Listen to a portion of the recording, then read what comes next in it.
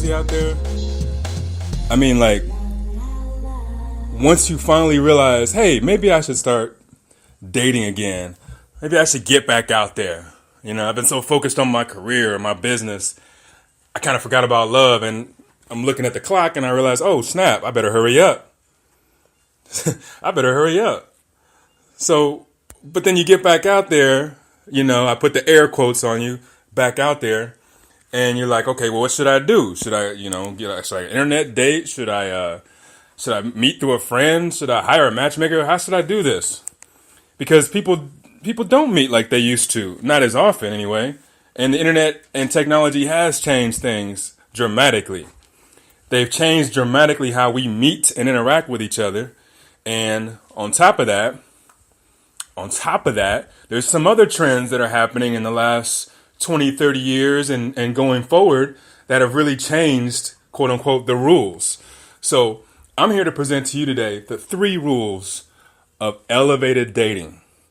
Elevated dating. This is like conscious dating for grown-ups. When you're actually dating to find lasting love partner to share your life with. Not dating just to have a good time. You're not trying to be that good time girl no more. You're trying to be somebody's wife, somebody's life partner, something of that nature.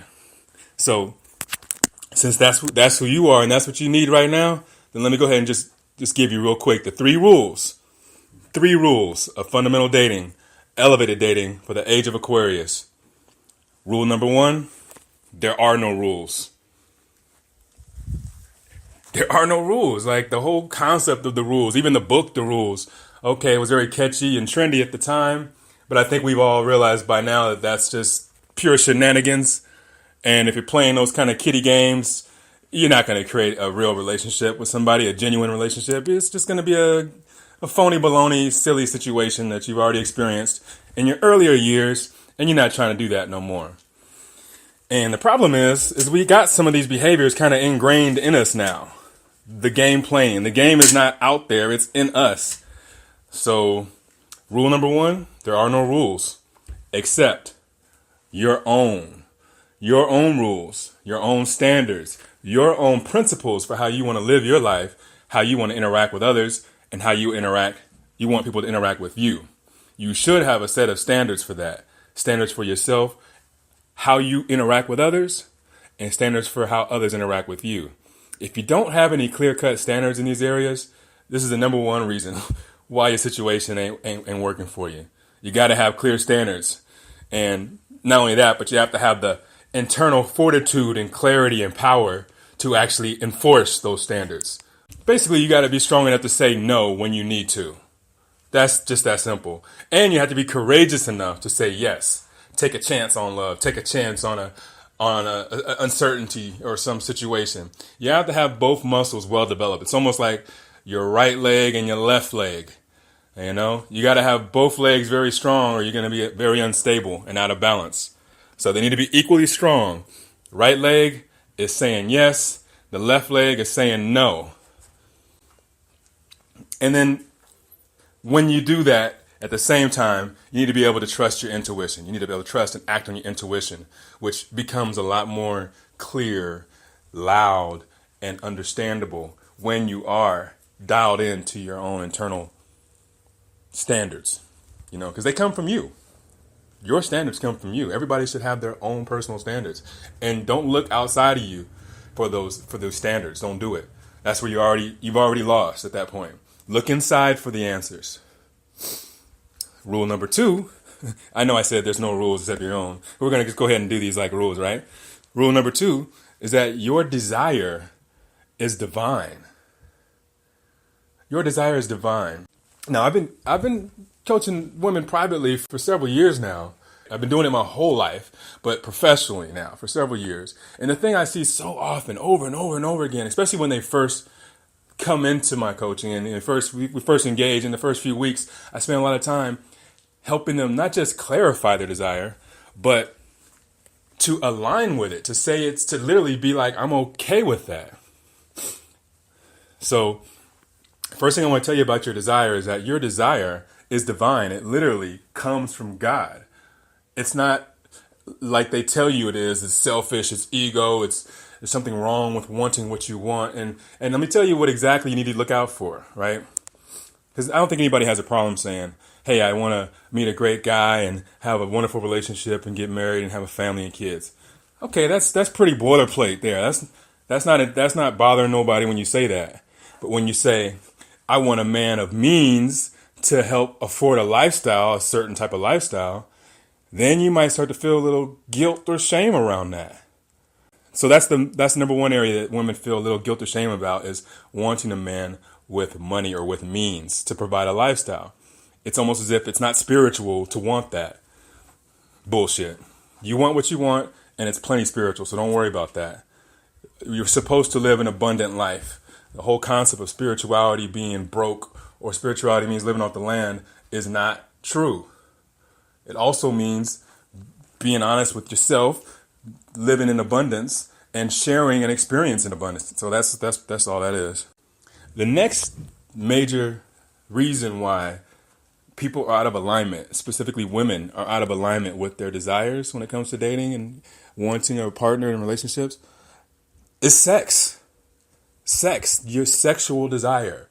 Saying, "I want a man of," I'm not going to say size matters, but what I will say is sex matters, intimacy matters, physical pleasure matters. And if a man that you like is not fulfilling you sexually or physically, then that's just as not divine or not righteous as a man who treats you in other ways that are below your standards. So it's just about aligning with your desire. And especially people who come from traditional backgrounds or religious households or conservative households, this is very common. And now the women are in their 30s and beyond, and they're still uncomfortable with their own sexuality. And how that plays out is you literally manifest, you attract the players, the dogs, the cheaters, the men with all the charisma and the sexual talent, because they're exploiting your non-alignment. They're exploiting that hole in your psyche, if you will. That's right. I am shadowing that behavior. That is something that I'm suppressing inside of me, my sexual desire. I'm acting like a goody two-shoe when really I want somebody to take it and beat it up and do it again and again and make me feel like a woman. Well, you know what? That should be on your list right next to "I want a man who's honest." To me, they're just as equally virtuous desires. And anything else you desire too. You might desire a man who's a professional or works who's an attorney or I don't care. I promise you, it doesn't matter. And don't listen to anybody who tells you it does, because your desire, like I said, is divine. Okay? And you'll know it. You'll know it when you get it. So don't worry about being too specific. Specific is fine, because you're going to learn how to say yes and no. You're going to develop both muscles. And rule number 3, this is a tough one. But instead of going out into the dating game or out into the world of dating, whatever you want to call it, and looking for a partner and interviewing him and finding out if he's the one for you, forget all that. I mean, it's going to happen naturally anyway, so you really don't have to focus on it. I promise. It's going to happen naturally anyway. You're going to interview, here's the air quotes again, you're going to interview him naturally anyway. And if you don't know exactly what to say or what questions to ask over the first few weeks or whatever, then I can help you with that. But if you just trust that it'll happen naturally, you don't have to interview. But what you do want to do is you want to be the love generator. You want to generate love and then go out and give it. You want to find people that you like giving love to. That's the paradigm shift.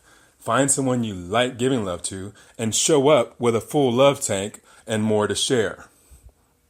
If you do that, literally all your dating problems are solved, and you're going to meet and attract a man of the highest quality that you've never attracted before.